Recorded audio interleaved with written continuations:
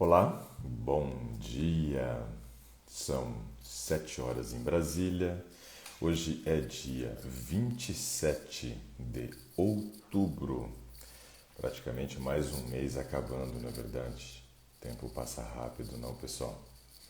Acabando já mês de outubro, já vem novembro, dezembro e o ano acabou. E esse ano foi um ano totalmente atípico, na verdade. Eu estava pensando ontem em algumas questões desse ano. Né? Eu tinha mais ou menos umas 40 viagens programadas para poder fazer programações aos finais de semana. Nós tínhamos aí viagens nacionais, viagens internacionais e praticamente tudo foi cancelado. Né? Um ano muito atípico. Só que esse ano atípico fez com que nós tivéssemos a possibilidade de começar a trabalhar mais na internet. Não era algo que estava dentro do planejamento nessa intensidade. Nós queríamos fazer, sim, alguns trabalhos na internet. Entendíamos que não vínhamos realizando um trabalho na internet e já tinha um amigo que nos cobrava bastante, né, para fazer esses trabalhos na internet. Dizia que o trabalho através da internet levaria, né, esta informação, esse conhecimento mais longe e que mais pessoas seriam beneficiadas com o trabalho na internet. Não era o propósito, né, dessa forma que temos feito, mas a pandemia mudou totalmente os planejamentos e nós estamos muito felizes de estar realizando esse trabalho, de ter esse contato diário aqui com vocês, né, e podemos estabelecer esse momento, né, de conhecimento. E hoje nós temos o Saúde em Pauta, dia de segundas e quintas, com a finalidade de, uma vez na semana, responder perguntas, uma segunda trazer um tema específico sobre o assunto. Temos esse momento aqui do Today, onde nosso propósito é conversar com uma pessoa e, pelo menos uma vez a semana, também responder perguntas. E nesse momento que conversamos com alguém, os aviões não param de passar. E nesse momento que conversamos com uma pessoa, queremos esclarecer as suas dúvidas, trabalhar o seu caso, e isso tem sido algo muito legal.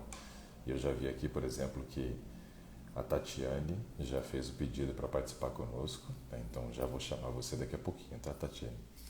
Mas ontem eu estava lendo e eu vi uma matéria, eu estava até procurando aqui, ó, para poder falar para vocês, ó.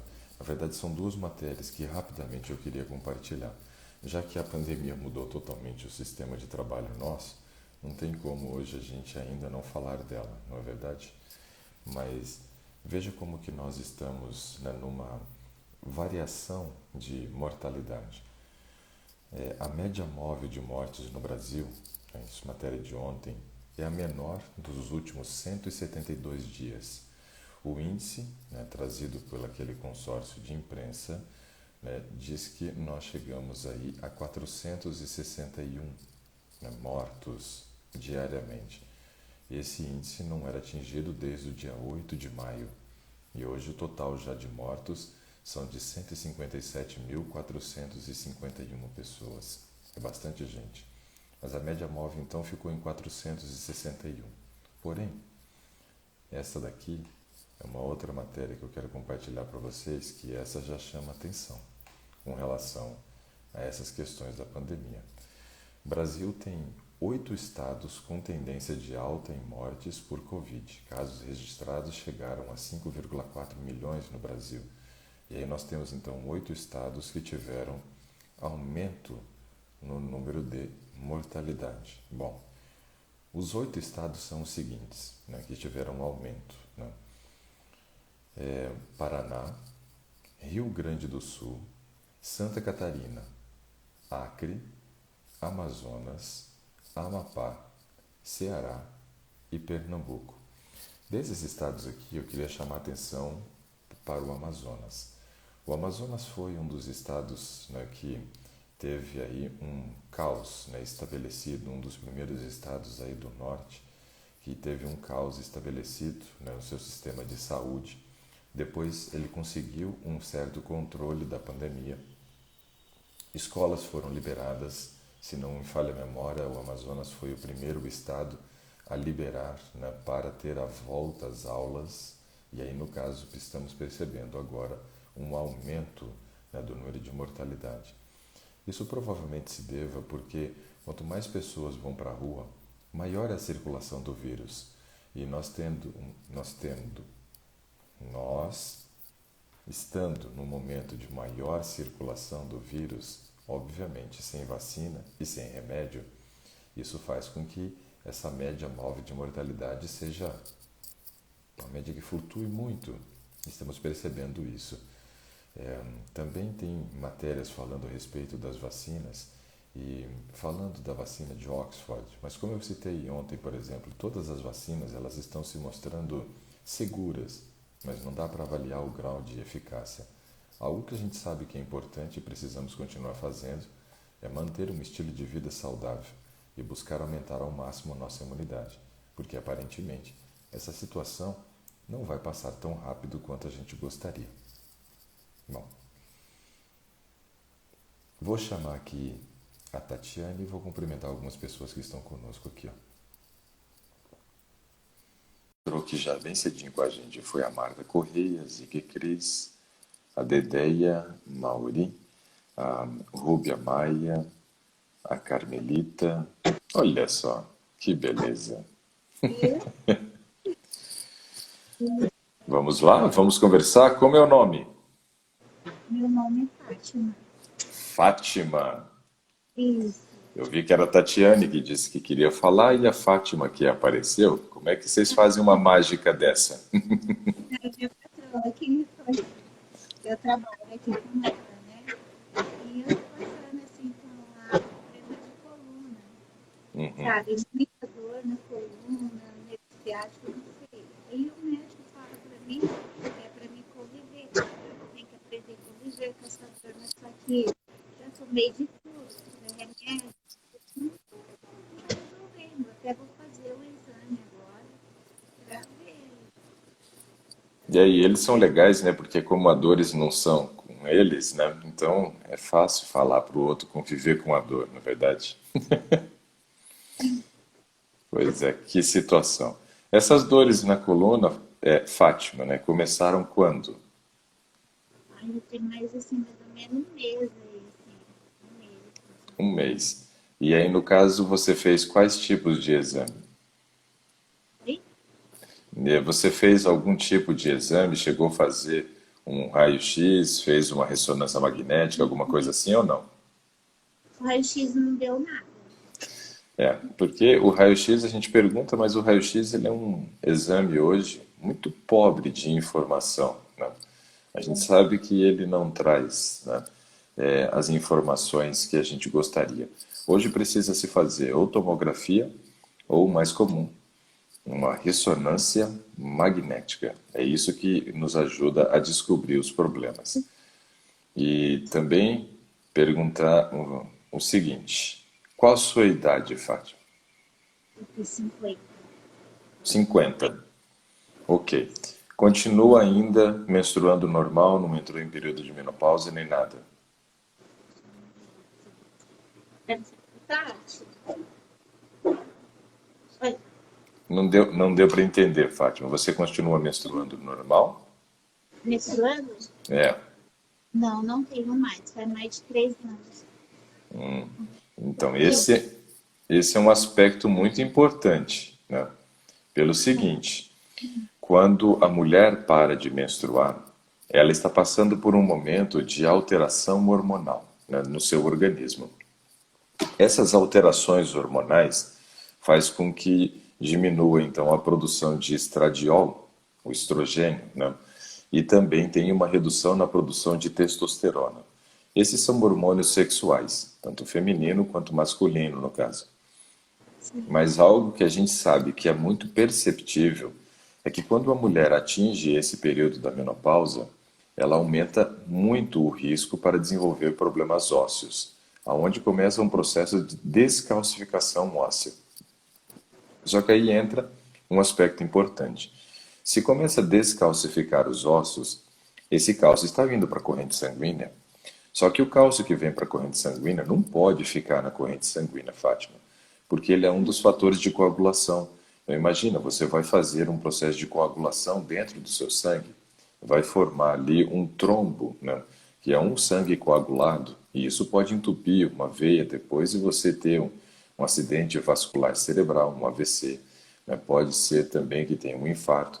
Então, para que não ocorra esse tipo de coisa, depois que a mulher atinge o período da menopausa, o cálcio que muitas vezes começa a sair dos ossos e ir para a corrente sanguínea, o organismo dá um jeito de fazer o processo de excreção. Nesse processo de excreção do cálcio, ele joga cálcio para os rins, onde eu aumento o risco para o desenvolvimento de um cálculo renal. Ele também joga cálculo para a vesícula biliar, também aumentando o risco para a formação de um cálculo na vesícula. Mas uma parte desse cálcio é jogada para as articulações. E aí nós começamos a ter problemas, por exemplo, no joelho, no quadril, nas mãos, formação das artroses, né? Mas também pontos de calcificação na coluna, onde a gente começa a gerar os famosos bicos de papagaio, né? Então são aspectos que vão acontecendo com o avanço da idade. O grande problema é que se isso vai para a coluna, na coluna a gente sabe que você tem a medula, que passa ali por dentro, né, dos ossos da coluna vertebral. E quando começamos a ter esses processos de calcificação, muitas vezes eu começo a diminuir o tamanho, né, do espaço onde eu tenho para poder passar a medula. Imagina se eu começo a ter, por exemplo, um crescimento ósseo para o lado de dentro. Agora estou formando aqui, ó, né, uma ponta de um crescimento ósseo, e isso muitas vezes começa a pressionar nossa medula, e é o que gera as dores, né? Então, todas as mulheres, quando entram no período da menopausa, têm uma tendência, né, a ter uma mobilização do cálcio dos ossos, e às vezes esse cálcio é destinado para a coluna, gerando muitas vezes os pontos de artrose, fazendo com que as dores se intensifiquem ao longo da vida. Então, é muito importante, no teu caso, fazer uma ressonância magnética, mas também seria interessante você fazer uma densitometria óssea, para que a gente pudesse saber, então, ter a informação se está ocorrendo essa mobilização do cálcio dos ossos e ele está gerando esses pontos de artrose no nosso organismo, entendeu? Aí eu até que ele falou pra mim, pô, essa semana passada, sábado, eu passei no médico e foi que ele pediu pra mim tá fazendo essa ressonância. Isso. E vai precisar. A ressonância vai te dar as informações corretas do problema que você tem. Aí, em cima dessas informações, de posse dessas informações, a gente consegue trabalhar melhor o caso, mas de uma maneira específica, sabendo o que tem. Mas óbvio que eu não vou deixar você sem orientação e já vou passar algumas orientações aqui que eu já acredito ser muito importante para que você evite, né, a formação desses pontos de artrose na coluna, que é algo comum na mulher que entrou no período de menopausa. Então, gostaria de fazer algumas outras perguntas também, que são bem importantes quando pensamos em massa óssea e pensamos aí nesses pontos de artrose. Com relação à atividade física, você tem feito algum tipo de atividade física hoje, Fátima? Só trabalho. Só trabalha. Bom, trabalho é uma atividade laboral que tem gasto calórico, mas muitas vezes ele não entra como um substituto de atividade física, né? Por exemplo, quando nós fazemos uma atividade física, naquele momento nós estamos gerando estímulos, né, para a manutenção da massa óssea. Os exercícios que mais contribuem para a manutenção e até crescimento da massa óssea são os exercícios de resistência, ou seja, a musculação é o melhor de todos, e também os exercícios de impacto, onde você tem a caminhada, uma corrida, né, jogar futebol, pedalar. Então, esses exercícios são exercícios aeróbicos que ajudam na manutenção da massa óssea. Agora, imagina, Fátima, se a gente tem, por exemplo, uma mulher que já alcançou o período da menopausa, já tem uma tendência à descalcificação da massa óssea e um risco maior de formação das artroses, além dos cálculos renais e biliares. Se não está associado esse momento de menopausa com atividade física, eu acelero a velocidade do processo de retirada de massa óssea ou diminuição de massa óssea, né? Retirada do cálcio de dentro dos ossos. Quando nós fazemos atividade física, olha que mágica importante que acontece. Imagine que aqui eu tenho um osso, ok? E em volta desse osso eu tenho um músculo. O músculo, ele é um tecido que gera pressão sobre os ossos. Então, ele está aqui, ó, pressionando o osso. Se eu não estou fazendo atividade física e conforme o avanço da idade vai ocorrendo e a redução dos hormônios sexuais, principalmente a testosterona nesse caso, é um fato que ocorre no período da menopausa, eu diminuo a massa muscular. Menos músculo, menos pressão sobre os ossos, maior processo de descalcificação. Então, a atividade física é algo muito importante para a manutenção da massa óssea. E aí você disse que não está fazendo, mas a outra pergunta vai ser a seguinte, né? Você teve uma vida ativa com relação à prática de atividade física ou nunca foi muito chegada ao exercício físico? Sim, mas eu tive pra... sempre assim trabalhei, nunca tive tempo assim para deixar assim tempo para atividade. Uhum. Mas eu ia com a minha com meu marido, mas não era sempre assim, eu sempre estava cansada, né? Chegava então, eu achava que não, que eu já tinha trabalhado, achava que não precisava, é necessário, tipo assim, trabalhei o dia inteiro, o dia inteiro. Então veja, você tem uma vida dedicada ao trabalho. Poderia ganhar uma estrelinha, né, pela dedicação ao trabalho, mas perdeu algumas estrelinhas com relação ao cuidado da sua saúde, né? Por quê? Uma coisa que a gente faz muitas vezes, e isso é uma tendência muito natural das mulheres, Fátima, é colocar, né, trabalho, marido, filhos, casa em primeiro lugar. E acaba promovendo um processo de autoabandono, porque nós precisamos entender que a prioridade tem que ser o cuidado da nossa saúde. Isso é um fato muito importante que a gente precisa se conscientizar. Porque imagina, se você tivesse separado durante a vida inteira, mesmo fazendo o trabalho, pelo menos 1 hora ou 30 minutos, né, 3, 4, 5 vezes na semana para se dedicar para cuidar da sua saúde, talvez hoje você não estivesse aqui participando do Today comigo, falando dessas dores que você tem sentido. Então, nos colocar como prioridade não é nenhum erro, não é nenhum pecado. Na verdade, é uma necessidade. Então, hoje você vai precisar se conscientizar que mesmo tendo trabalho, de repente casas, filho e marido para poder cuidar, separar um tempo para dedicar para a atividade física é uma forma de valorizar a prioridade que é você, né? Uma dedicação importante essa que a gente precisa ter. Eu sei que muitas vezes, né, a gente chega cansado do trabalho e eu termino minhas atividades aqui de trabalho, principalmente nesse momento de pandemia que aumentou muito, né, a demanda de trabalho, às vezes estafado. Só que dedicar aquele tempo depois da atividade de trabalho não é fácil. Por isso a gente tem que fazer o quê? Colocar a atividade física antes da atividade de trabalho. É melhor a gente ir cansado para o trabalho do que terminar cansado o dia e não fazer atividade física.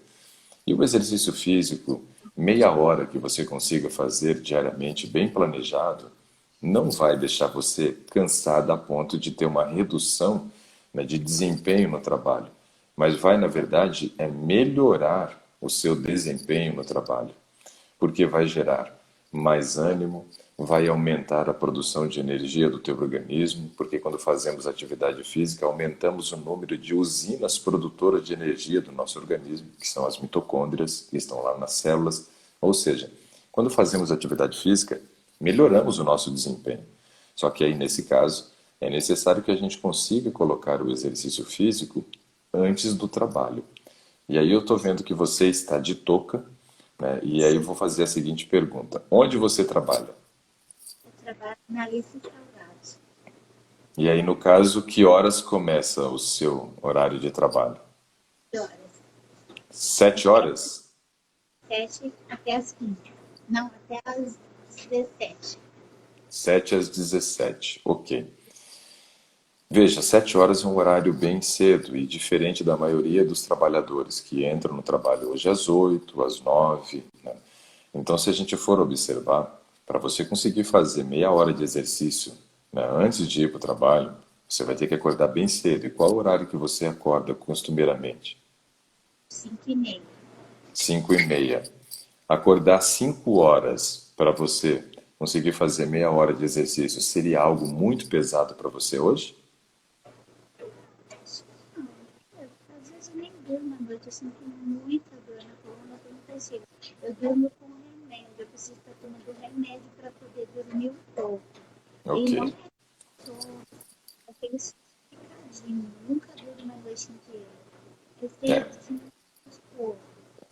Isso é um outro problema que daqui a pouco eu vou trabalhar, já que você comentou essa questão de estar dormindo pouco, porque isso aumenta as dores também no nosso organismo e já te explico o motivo.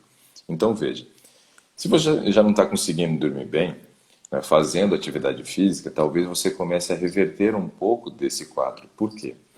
A atividade física, ela serve, né, para desenvolver em nós um papel de analgesia. O que quer dizer isso? A atividade física é como se fosse um remédio para dor.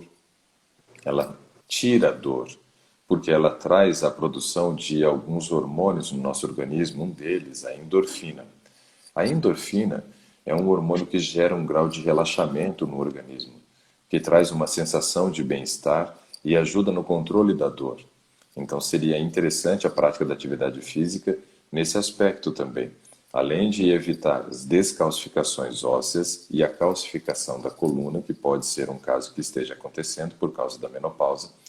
Nós ainda teríamos o benefício do exercício trazer esse papel de analgesia, de diminuir a dor. Então, isso seria muito legal. Agora, temos que lembrar também alguns aspectos importantes, né? Para que eu consiga acordar cedo, eu preciso dormir cedo. E aí você disse que tem tido já uma certa dificuldade. Como é que está o seu horário de sono, com relação ao horário que você vai se deitar e como que é a sua dificuldade ou não para pegar no sono? Eu sou muito ansiosa. Se eu tenho que trabalhar muito dia, somente no domingo para segunda. Eu fico muito numa ansiedade. Aí, no domingo para segunda, eu já não durmo direito.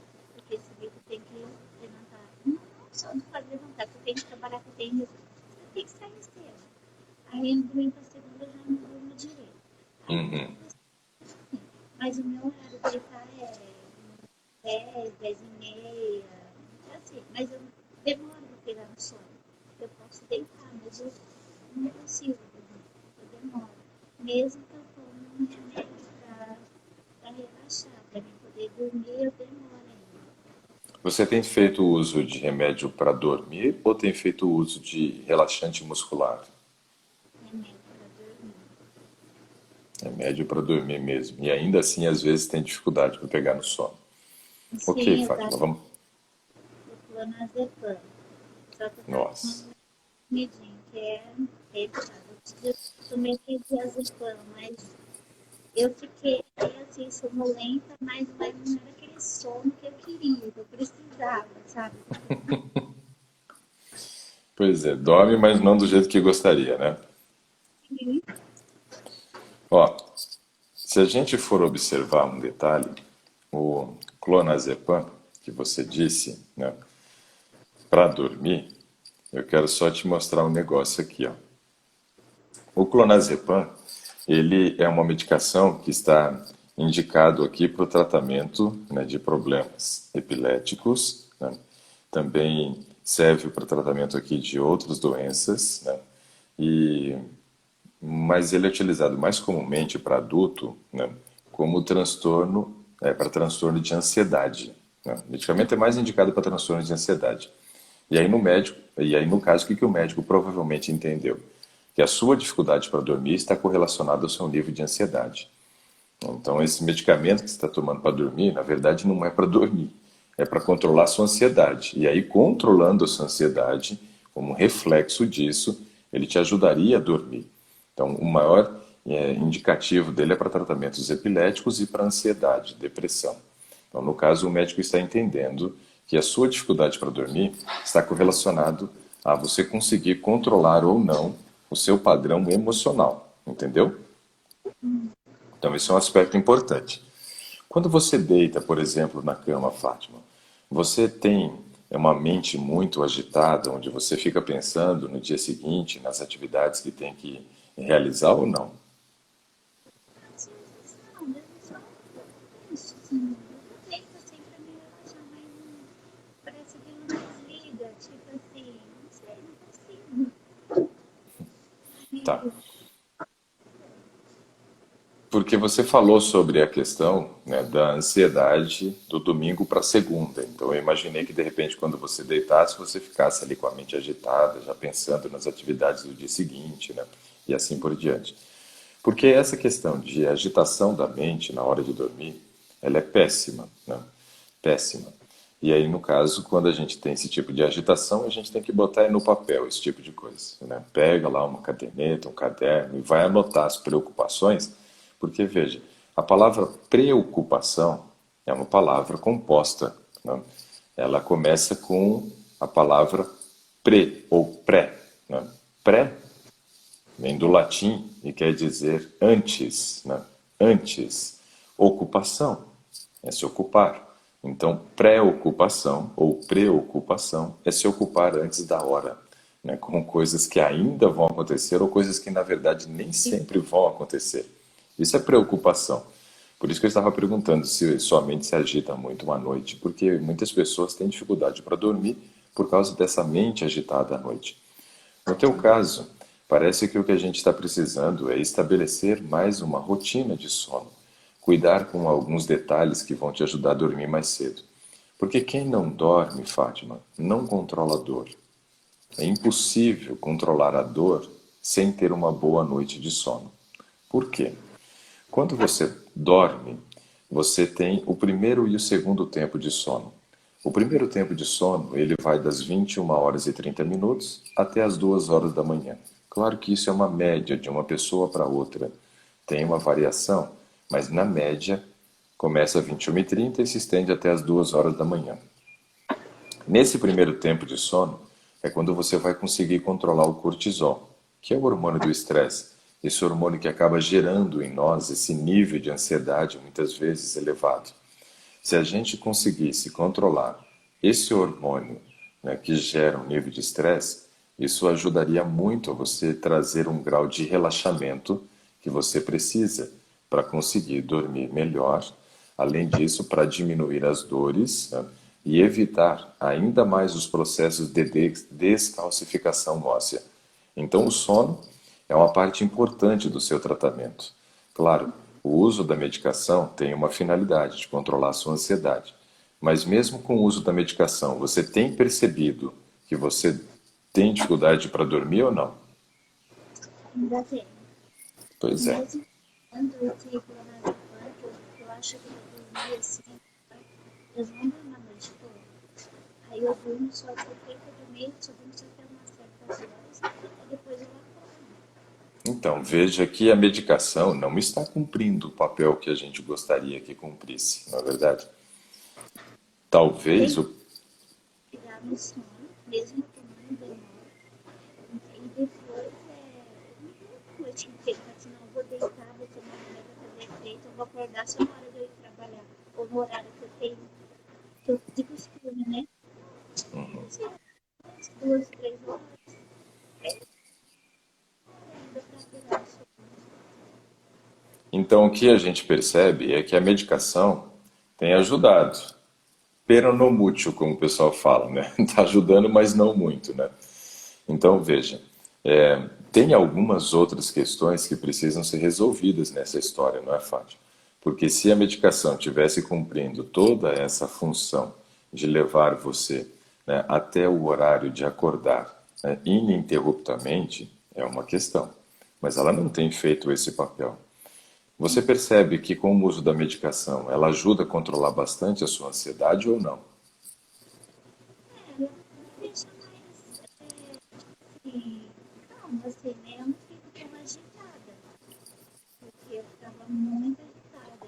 Eu tinha, e uma eu passei também, não sei se é o caso de eu falar, tenho síndrome do pânico também, que eu já passei por uns casos assim, de eu acordar e no ponto de ônibus e uma pessoa me atacar e eu descer correndo, ponto. Então isso faz tempo que aconteceu, mas não sai da minha cabeça. Eu tenho medo de andar sozinha, principalmente à noite, eu não saio. Dá umas 6 horas, eu não saio de casa. Se eu precisar de ir no mercado, só que é perto da minha casa, eu não vou. Se eu ficar no ponto de ônibus sozinho, também não fico. Então, Certo. eu acho que ajudou E, para e, e, por exemplo, com o uso da medicação, você percebeu que você controlou melhor o seu emocional com relação a esse pânico? assim, eu faço não muito. Não muito. É. Então, a gente percebe que a medicação ela nem tem te ajudado a dormir como você precisa e também não tem lhe ajudado a controlar o seu emocional diante dessas situações como também, né, deveria. Eu acho que a gente ou teria que trocar de medicamento ou buscar estratégias diferentes, né? Mas aí no caso eu quero te passar algumas estratégias aqui.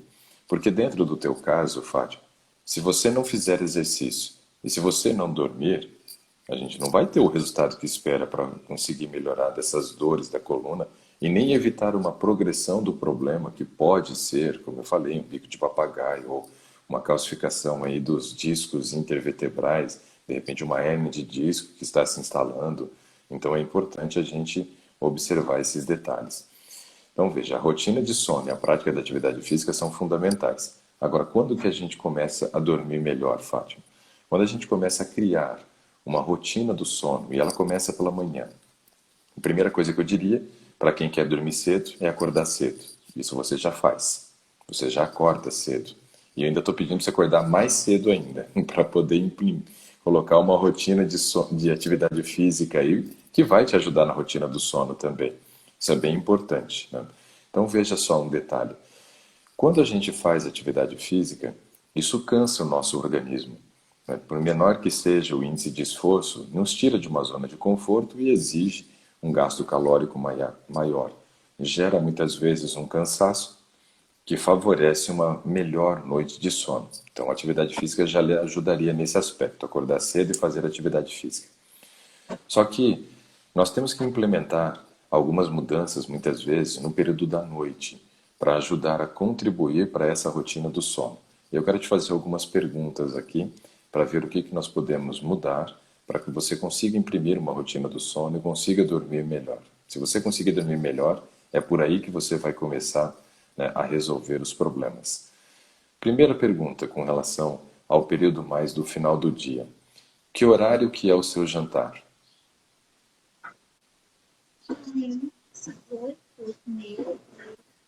Ok.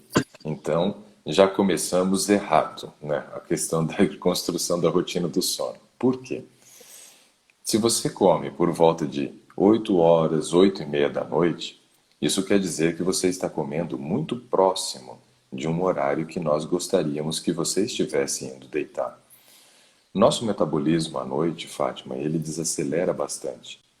E desacelerando, ele gera em nós, né, uma rotina de digestão mais lenta. Então, o processo da digestão vai ficar mais moroso, mais lento, vai se prolongar por mais horas. E aí precisamos lembrar que normalmente uma refeição que a gente faça, se for equilibrada, essa refeição feita pela manhã, ela vai levar por volta de umas 4 horas para esvaziar o estômago. Isso de manhã, onde o metabolismo é bem mais acelerado, bem mais rápido. Agora imagine à noite. Se à noite nós temos um metabolismo mais lento, a digestão também vai ficar mais lenta. Comendo por volta desse horário, vamos imaginar aqui 4 horas também. Claro que eu acredito que seja até mais, dependendo do que você come, eu já vou te questionar sobre isso. Mas, se forem 4 horas, comeu ali 8:30, aí você joga 4 horas, vai dar meia-noite e meia. Meia-noite e meia já era para você estar terminando, era o segundo momento do sono, porque o primeiro ciclo do sono, né, a primeira volta das 3 que ocorrem no primeiro tempo de sono, começa às 21:30 e vai até às 11. A segunda vai das 11 à meia-noite e meia. Então imagina que se você estiver fazendo digestão nesse horário, Fátima, a prioridade não é o sono.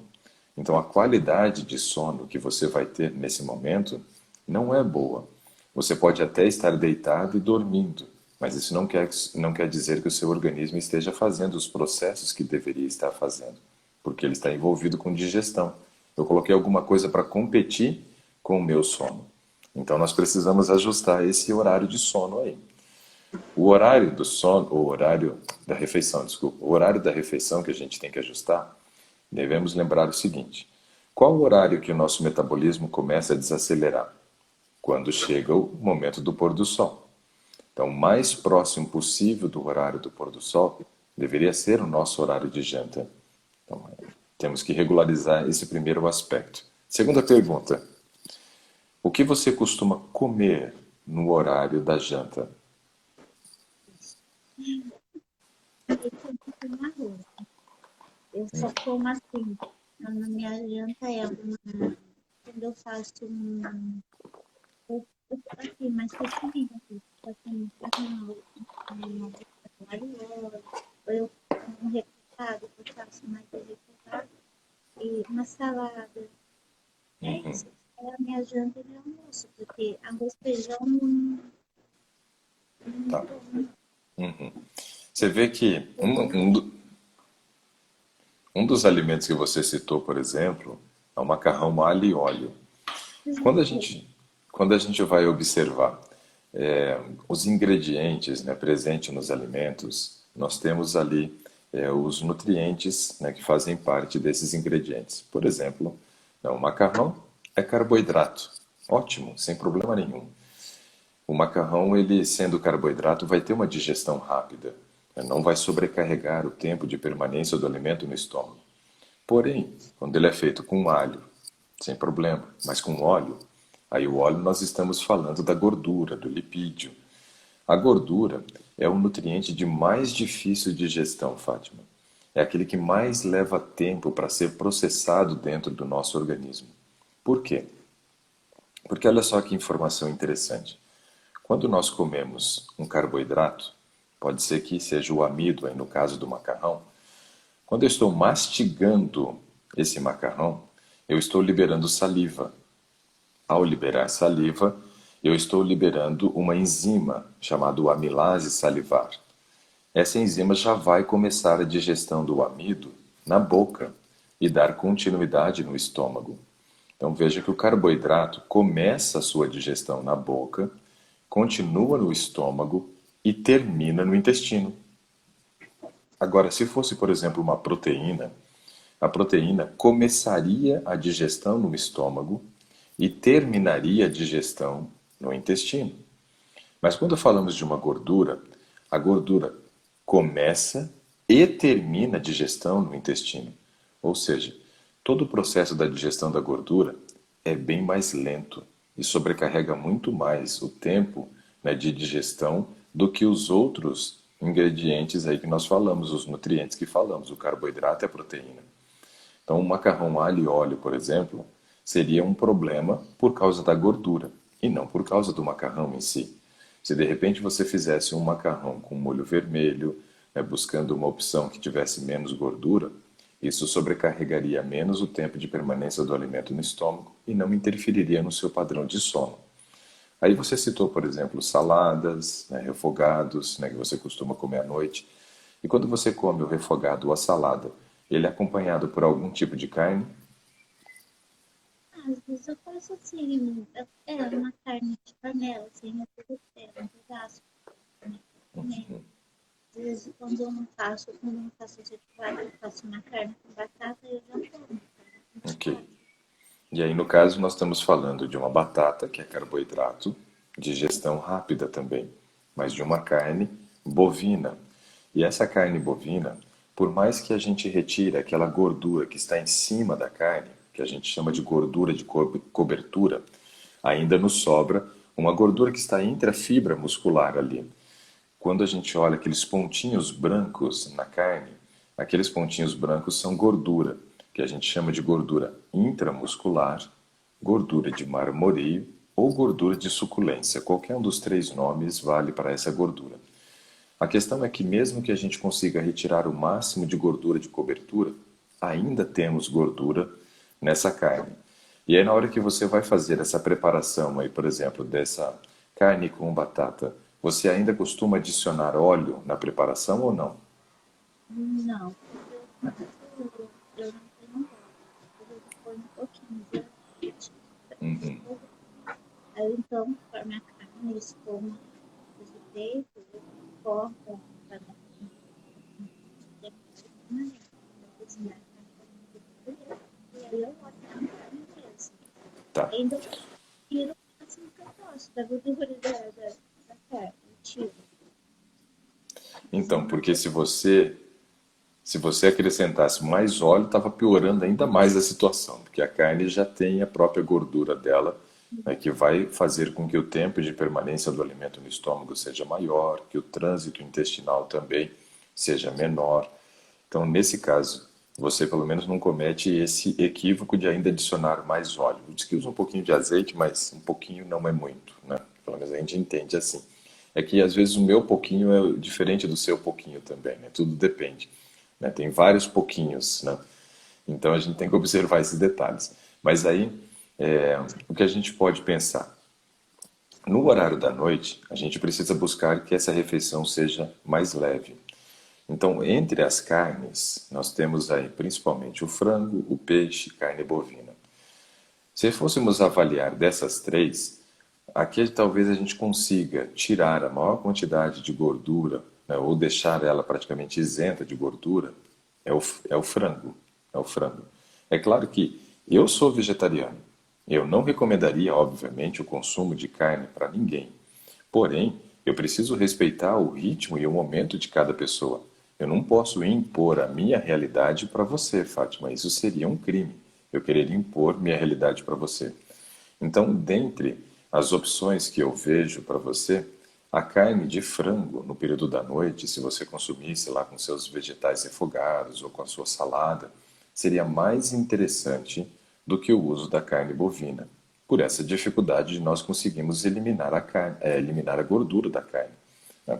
Então, talvez o frango seja uma opção mais interessante para o seu jantar, mas também sendo mais cedo do que tem sido o jantar, ok?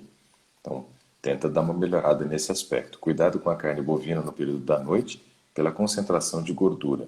E isso vai gerar esse problema, né, para que a gente não tenha um tempo de digestão longo e venha interferir nessa qualidade, né, que a gente vai ter de sono depois, ok? Outra pergunta, então, agora. Se você janta por volta de 8 horas, 8 e meia, o que você fica fazendo depois desse horário até a hora de você dormir? Quais são as atividades que geralmente você tem que desempenhar depois do horário da janta?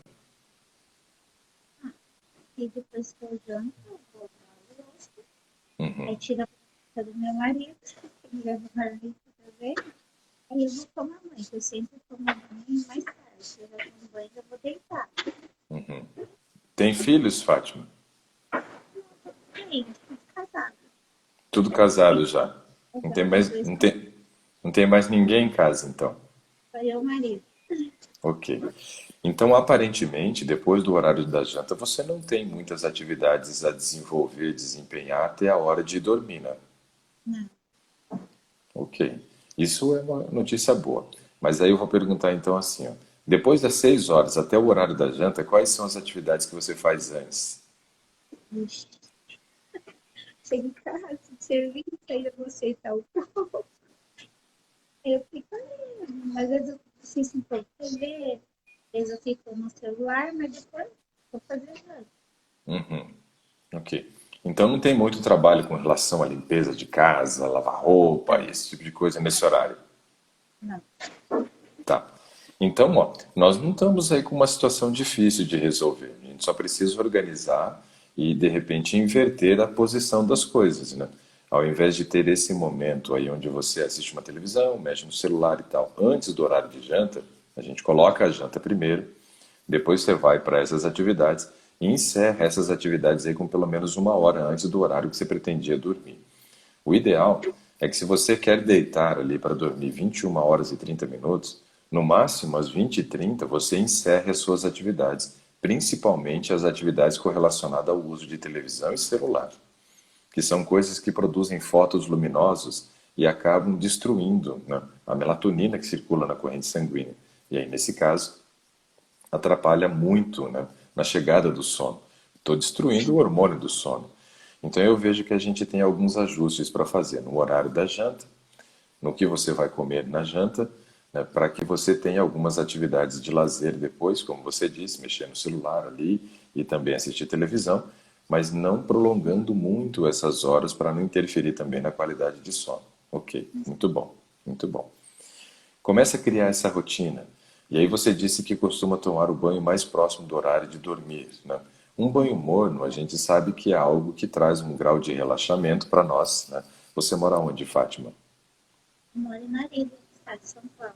Marília está de São Paulo. Então, é um lugar que faz frio, mas não muito, né? Porque Marília já está chegando aí próximo de São José do Rio Preto, então São E José do Rio Preto não faz frio, né? E aí, nesse caso, não deve fazer tanto frio no período do inverno aí.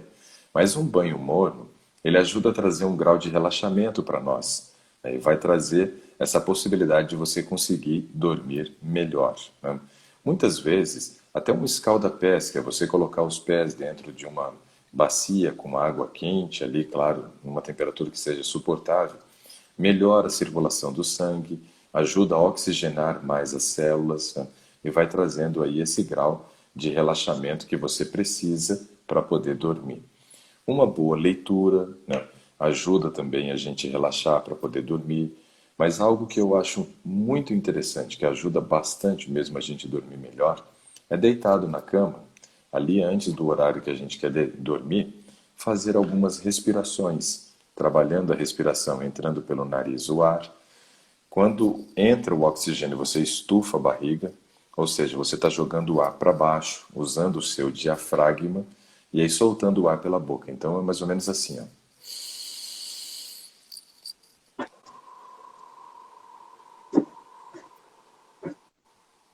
Sem pressa, entendeu? Você tem que trazer uma respiração que relaxe, para oxigenar realmente o teu organismo, principalmente o cérebro. Quando você consegue esse grau de oxigenação do organismo, isso traz um grau de relaxamento, Fábio. E aí depois que você faz essas respirações, normalmente as pessoas bocejam. Elas vão bocejar. Por quê? Porque relaxou. E isso com certeza vai ajudar muito você a ter uma melhor noite de sono, tá? Vai te ajudar bastante. Beleza. Com relação ao sono, já falei bastante, né? Exercício e sono, hein? Duas coisas que precisa melhorar aí nesse processo para você conseguir controlar as dores, né? O exercício, porque vai diminuir os processos de calcificação, mantendo o cálcio dentro dos ossos, né?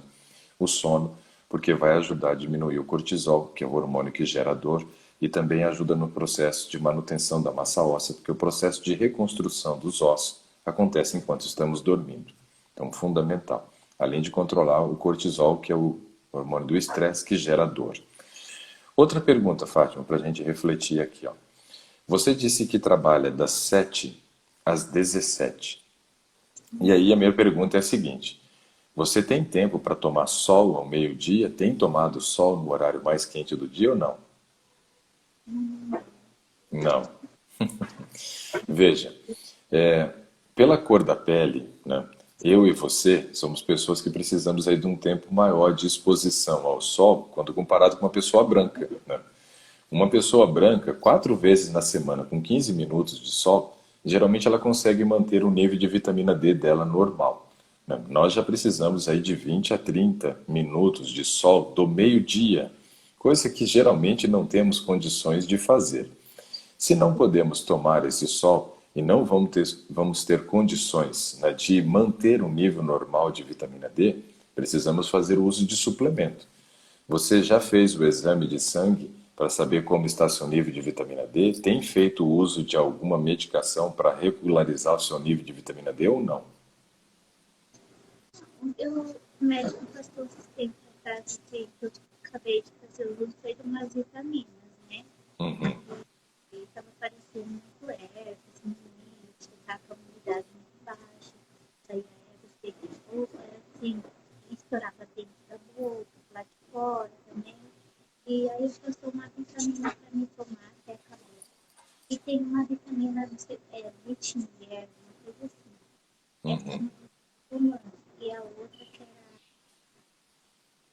Eu não me lembro o nome agora, mas já Ok. acabei já tomando. Mas exames eu fiz, mas já tá com um tempinho já. Tá. Como você está trazendo essa queixa das dores terem aumentado e se intensificado nesse último mês, é muito importante que você faça um exame de vitamina D, Fátima. Esse exame vai te dar a possibilidade de você conhecer como está o nível da vitamina D e fazer a devida correção. Por quê? Quando a mulher chega no período da menopausa, já tem essa tendência à descalcificação dos ossos, como nós já falamos. Além disso, nós temos que entender que quanto mais a idade avança, mais nossa pele vai ficando enrugada. E isso vai dificultando a captação dos raios UVBs. Mas isso não é um problema para você, porque você já não toma os raios UVBs mesmo, do meio-dia. Então, o problema da sua vitamina D nem seria por dificuldade de captar os raios UVBs, é por não se expor aos raios UVBs já. E no Brasil nós temos aí uma média de 7 de cada 10 brasileiros, Fátima, com nível de vitamina D baixo. 7 de 10 é muita gente. E a vitamina D, ela tem alguns papéis importantes no nosso organismo, mas claro que eu não vou estar citando todos, eu vou citar aqui os principais correlacionados ao problema que você trouxe como queixa para nós hoje. Um dos papéis da vitamina D é aumentar a absorção da vitamina D, ou aumentar a absorção de cálcio no intestino. Então, se eu estou com vitamina D baixa, eu posso até comer alimentos que contenham cálcio, mas eu não vou aproveitar o cálcio, porque sem vitamina D eu não consigo fazer uma boa absorção intestinal. Então, já começamos aí com um problema. Um nível de cálcio menor sendo disponibilizado para o organismo. Não é bom. Um segundo papel importante da vitamina D é que ela ajuda a colocar o cálcio na região certa. E aí temos que observar esse detalhe aqui, ó. Presta atenção no problema agora. Quando nossa vitamina D está baixa, nós não conseguimos colocar o cálcio dentro do músculo. Mas lembra, ó, o osso está aqui, quem que estava em volta? O músculo. Então o cálcio tem que entrar primeiro onde? No músculo, para depois passar do músculo para os ossos. Se eu não estou fazendo atividade física, eu não estou gerando um crescimento de massa muscular, ou estou tendo até perdas de massa muscular, o que está diminuindo também a quantidade de cálcio dentro da musculatura e uma dificuldade maior do cálcio chegar aos ossos. Então é preciso associar a normalização do nível de vitamina D com a prática da atividade física para que o cálcio entre primeiro no músculo. Lá no músculo tem um local específico onde ele fica armazenado, que é o retículo sarcoplasmático, e depois passe do músculo para os ossos, para a construção de massa óssea ou manutenção da mesma. Então, nesse caso, nós precisamos saber como está o seu nível de vitamina D. Então, esse exame, Fátima, vale muito a pena você fazer, porque em cima desse nível, a gente pode te orientar como fazer a correção de uma maneira que realmente resolva o problema. Nos Estados Unidos, só para questão de contextualização, né, dos níveis de vitamina D e das carências que nós encontramos nos Estados Unidos, hoje as pesquisas têm mostrado o seguinte: foi realizada uma pesquisa pela Harvard, de Massachusetts, mas também a Harvard de Colorado. Colorado é uma região que tem muito sol nos Estados Unidos. Massachusetts já é uma região de muito menos sol, para cima de Nova York lá. Então nós temos os dados tanto de uma região mais fria quanto de uma região mais quente dos Estados Unidos. Avaliando essa questão das deficiências, né, o que nós encontramos de dados que nos ajudam a refletir muito sobre o assunto? Olha só, nos Estados Unidos, o branco, né, que é chamado de caucasiano, a cor branca, o branco americano, de cada 10, 7 estão com a vitamina D baixa. Os brancos, hein? Que são aqueles que precisam de menos tempo de exposição ao sol do meio-dia, como eu disse. 7 de 10. Depois os hispânicos, que são os morenos, aí no caso, né? Coloração parda, esses já têm 9 de 10, com nível de vitamina D abaixo do normal. 9 de 10 dos moreninhos. Os negros deu um índice de 9,7, ou seja, praticamente todos, com deficiência de vitamina D. Então esse é um aspecto muito relevante pensando nas dores que você tem sentido na coluna. Fazemos as devidas correções de vitamina D caso elas estejam abaixo. Caso, porque você não tem um exame, mas eu tenho praticamente certeza que vai dar um nível baixo de vitamina D. Primeiro que o índice de deficiência é altíssimo no Brasil. Segundo que pela sua histórico que você passou aqui, pelo relato que você passou, provavelmente tem. Agora imagina associar. Olha quanto problema que você tem associado hoje. Difícil a gente conseguir resolver a dor se a gente não começar a trabalhar na solução dos problemas. Ó. Um problema é menopausa. Esse daí a gente pode até fazer o uso do hormônio, se for o caso, se a médica indicar, mas é um problema que a gente já conhece. E prejudica a massa óssea e gera essas dores na coluna. Segundo problema, falta de atividade física. Também é um problema. Terceiro, é a questão da qualidade do sono. Né? Também não está bom. Né? E agora, de repente, um quarto problema, que é um nível de vitamina D abaixo do normal. Então veja que nós estamos somando fatores que corroboram com o aparecimento de um problema como esse que a gente está falando, Fátima. Então a gente precisa começar a eliminar esses fatores de risco, começar a corrigir essas situações. Né? E agora eu queria entrar aqui no último tópico com você, para a gente conversar. A questão da alimentação. Eu já sei mais ou menos o que você come no período da noite, né?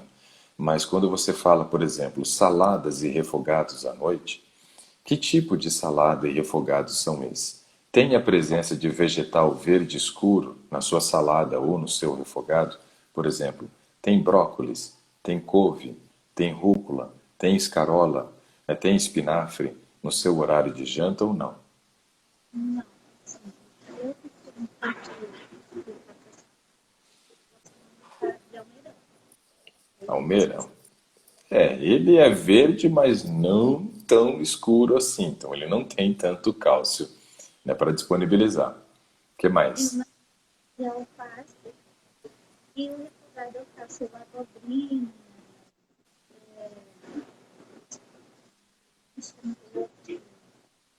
berinjela, eu faço um refogado de berinjela.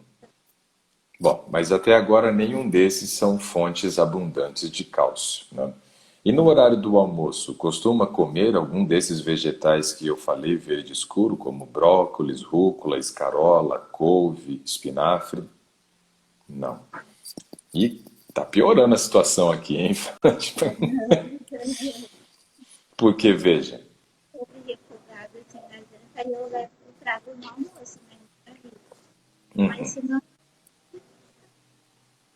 o ideal, Fátima, é que o ideal é que todos os dias nós tenhamos pelo menos um vegetal verde escuro em algumas das refeições.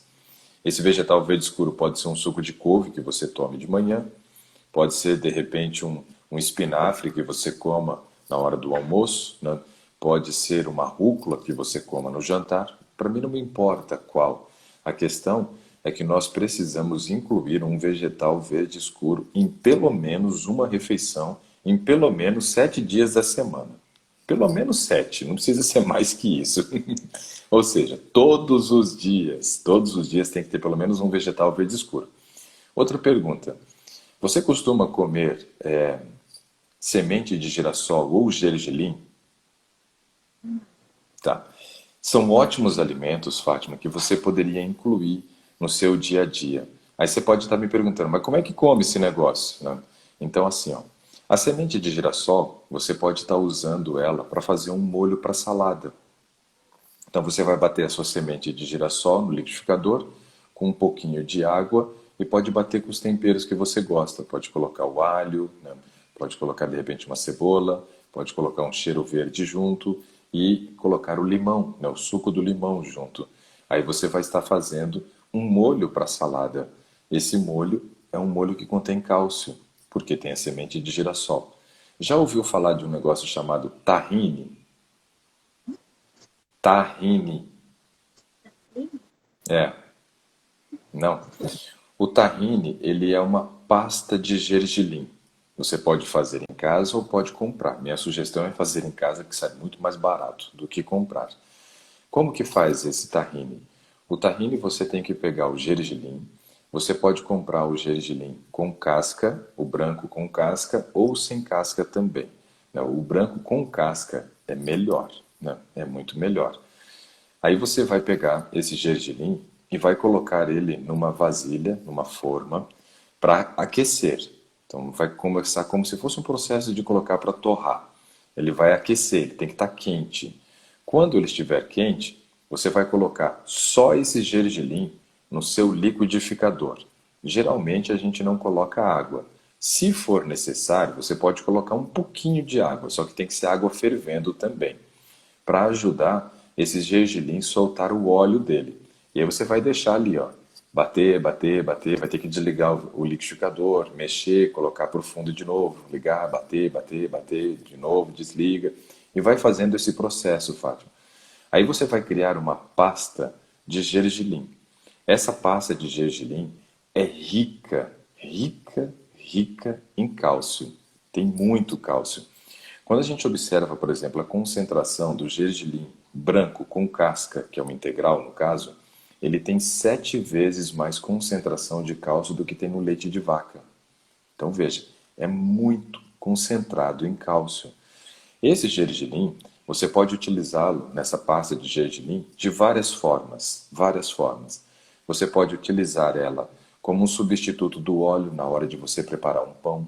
Então, digamos que você vai fazer o seu pão em casa e ao invés de você utilizar o óleo, você vai usar essa pasta de gergelim, que tem gordura, mas é riquíssima em cálcio. Então, ela entra como substituto aí no caso do óleo, ou como substituto do ovo nas preparações culinárias. Você pode utilizar esse tahine para fazer um molho para salada. Você pode fazer tahine com limão e mel, né? Fica um molho agridoce para salada. Pode bater com alho se você quiser também, né? Pode utilizar o tahine com mel para passar no pão, na hora que você vai tomar, por exemplo, o seu de jejum, né? Então, assim, o tahine ele vai ser utilizado tanto em preparações culinárias, né, para fazer massas, quanto para fazer molhos, né? É interessantíssimo, ou para fazer patê.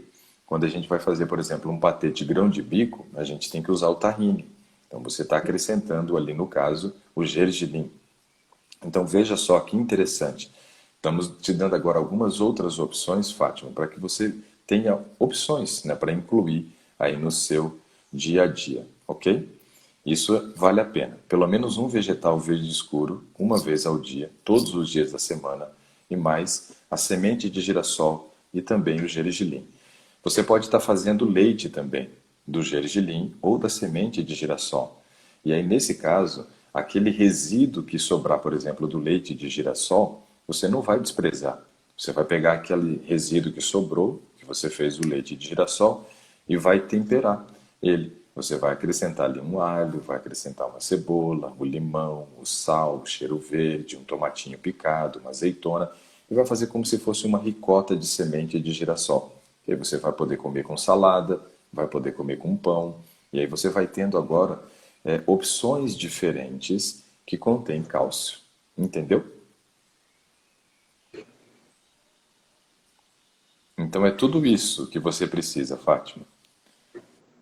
Observar como estão seus hormônios sexuais, né, para fazer as devidas correções, se assim for necessário e puder fazer, né. Preciso fazer atividade física, então você precisa fazer atividade física. Precisamos melhorar o horário de sono, e aí vimos várias questões que precisam ser feitas, né. Precisamos observar também a questão do seu nível de vitamina D, porque a vitamina D ela é fundamental para a absorção do cálcio no intestino e colocar o cálcio nas regiões corretas, né?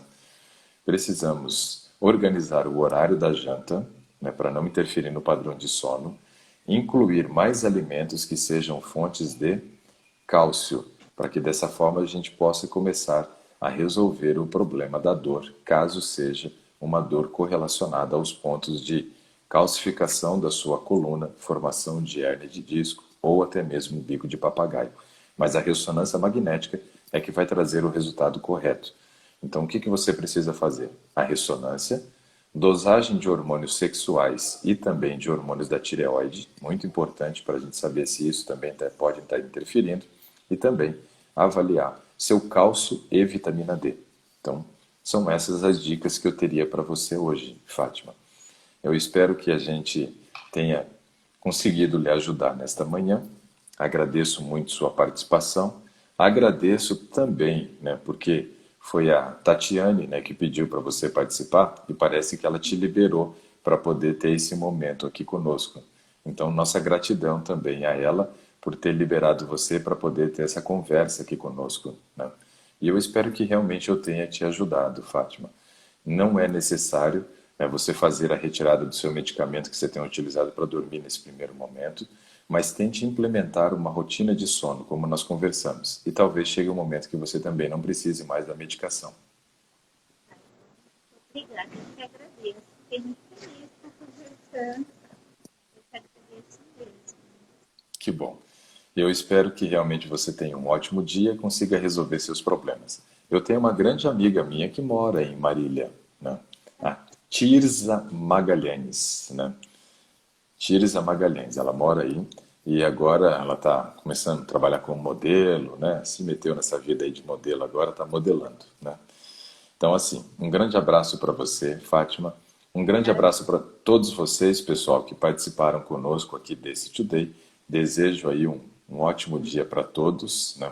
E que realmente, né, possa implementar essas mudanças você, Fátima, e ter uma melhor, né, qualidade de vida, tá bom? Um grande abraço para todos vocês. Até mais, Fátima. Bom trabalho para você. Um abraço aí para a Tatiane também. Até mais. Tchau, tchau.